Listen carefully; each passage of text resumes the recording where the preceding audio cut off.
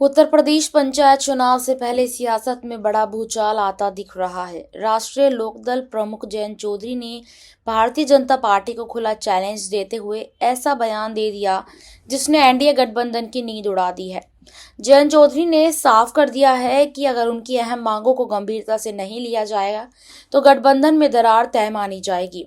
सूत्रों के मुताबिक जयंत चौधरी ने सीधे मुख्यमंत्री योगी आदित्यनाथ के सामने पंचायत चुनाव से जुड़ी बड़ी मांग रखी है। जयंत का कहना है कि पश्चिमी यूपी में राष्ट्रीय लोकदल का जनाधार और जमीनी पकड़ किसी से छिपी नहीं है।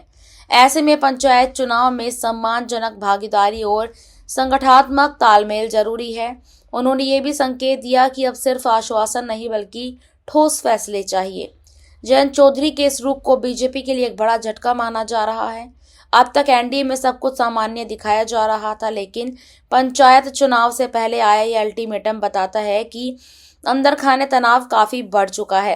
राजनीतिक जानकारों का मानना है कि पंचायत चुनाव 2027 के विधानसभा चुनाव का सेमीफाइनल होते हैं और जयंत चौधरी इसी मौके पर अपनी ताकत दिखाना चाहते हैं। जयंत चौधरी ने यह भी साफ कहा कि गठबंधन अभी तक चलता है जब तक सम्मान और हिस्सेदारी दोनों बराबर हो।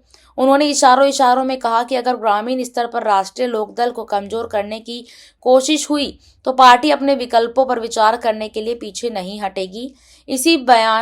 यही बयान बीजेपी के लिए चिंता का कारण बन गया है। बीजेपी खेमे में इस बयान के बाद मंथन तेज हो गया है।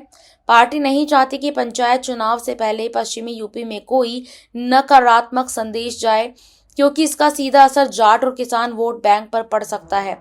वहीं राष्ट्रीय लोकदल समर्थकों में जयंत चौधरी के इस सख्त रुख को लेकर उत्साह भी देखा जा रहा है। अब सबसे बड़ा सवाल यही है, क्या योगी सरकार जयंत चौधरी की मांगों पर सहमति देगी या फिर पंचायत चुनाव से पहले एनडीए में बड़ा टूट देखने को मिलेगा।